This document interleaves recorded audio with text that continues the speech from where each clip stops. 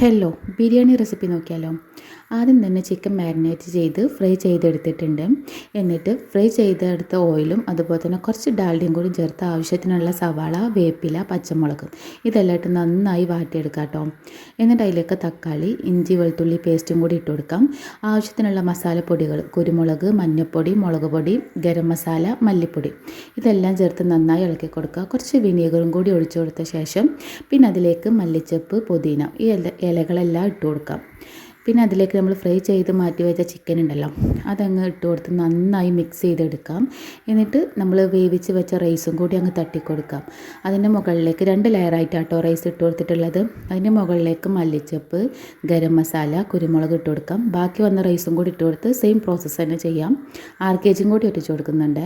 ഞാൻ ചെമ്പിൻ്റെ മേലേക്ക് ഒരു തട്ട് വെച്ചിട്ടേ കുറച്ച് കണലാണ്ട് കോരിയിടും. അങ്ങനെ ദമ്മിൽ നമ്മുടെ ബിരിയാണി ഇത് അവിടെ സെറ്റ് ആയിട്ടുണ്ട്. അപ്പോൾ എല്ലാവരും ഉണ്ടാക്കി നോക്കി ഫീഡ്ബാക്ക്